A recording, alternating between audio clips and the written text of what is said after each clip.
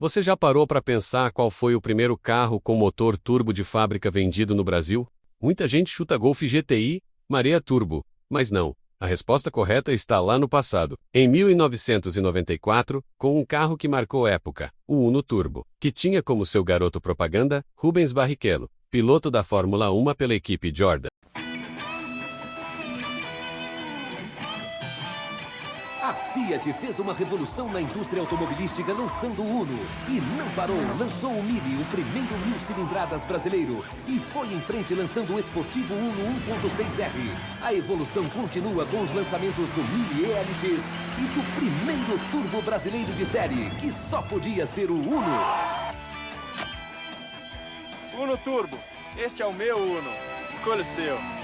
Esse pequeno notável não foi só um carro. Foi um verdadeiro marco na indústria nacional. Imagina só, em uma época dominada por carros aspirados, a Fiat teve a coragem de trazer a tecnologia turbo, que até então era coisa de carro importado ou de preparação de oficina. A sigla no nome significa Iniezione Elettronica, ou injeção eletrônica, mostrando que ele já vinha com o que havia de mais moderno na época. O lançamento foi um evento. A Fiat fez uma apresentação grandiosa no Autódromo de Interlagos, em São Paulo, e a imprensa especializada foi a loucura. Era a chance de sentir na pele a força de um motor turbo-alimentado em um carro leve e ágil. A repercussão foi imediata. O Uno Turbo virou o sonho de consumo de toda uma geração de apaixonados por velocidade. Mas esse sonho não era para qualquer um. A Fiat decidiu fazer dele um carro super exclusivo. A produção foi limitadíssima. Algumas fontes dizem que foram pouco mais de 1.600 unidades produzidas entre 94 e 96. Isso fez dele um carro raro desde o dia em que nasceu. E hoje, encontrar um em bom estado é como achar um tesouro. E quando estão anunciados à venda, os valores ultrapassam os R$100 mil. E para aumentar ainda mais essa aura de exclusividade, as cores disponíveis eram pouquíssimas. No primeiro ano, em 94, você só podia comprar o Uno Turbo em amarelo explícito. Ou então na cor vermelho Monte Carlo. Para mim, uma das cores mais bonitas colocadas no Uno. Só em 95 que a Fiat adicionou o preto Etna ao catálogo. Ou seja, se você visse um Uno Turbo na rua, a chance de ser amarelo ou vermelho era gigantesca. Era um carro que não queria passar despercebido. Agora vamos para a parte que todo mundo gosta. A mecânica. O que fazia esse pequeno Fiat ser tão especial? O coração da fera era um motor CV de 1.4 litro, ou para ser mais exato, 1.372 centímetros cúbicos. Importado diretamente da Itália. Ele era equipado com uma turbina Garrett, que soprava 0,8 bar de pressão. O resultado disso tudo, 116 cavalos de potência e um torque de 17 quilos. Pode parecer pouco para os padrões de hoje, mas estamos falando de um carro que pesava menos de 1.000 quilos. A relação peso-potência era fantástica. Ele acelerava de 0 a 100 em cerca de 9 segundos e chegava perto dos 200 km por hora de velocidade máxima. Era um verdadeiro foguetinho de bolso, mais rápido que muito carro com motor maior e mais caro da época. Para aguentar o tranco, a Fiat fez várias modificações. A suspensão foi toda recalibrada. Ficou mais baixa e mais firme. Os freios também foram redimensionados, com discos ventilados na dianteira. As rodas eram de liga leve com um desenho exclusivo, aro 14, e calçavam pneus mais largos, na medida 185/60 avos, para garantir a aderência. Mas a experiência de dirigir um Uno Turbo não era só sobre velocidade.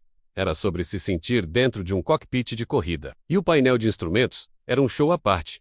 Sem dúvida, um dos mais completos que um carro nacional já teve. Era um festival de mostradores. Além do velocímetro e do conta-giros, ele tinha manômetro de pressão do turbo, manômetro de pressão do óleo, voltímetro, indicador de temperatura do óleo e da água. Era informação que não acabava mais. Você se sentia um piloto, monitorando cada detalhe do funcionamento do motor. O volante também tinha um desenho esportivo do trás-raios, e os bancos eram do tipo semi-concha, que te abraçavam nas curvas. Cada detalhe do interior foi pensado para transmitir esportividade. Tá, mas e o preço na época de seu lançamento? Em julho de 94, ele era vendido a R$ 22.500. Porém, se atualizarmos, o seu preço seria equivalente a quase R$ 200 mil. Seus concorrentes à época eram o Ford Escort XR3, Volkswagen, Gol GT e o, recém-lançado, à época Chevrolet Cadette GSI. O Uno Turbo era um carro cru, visceral. A direção não era hidráulica, o que exigia braço nas manobras, mas em alta velocidade.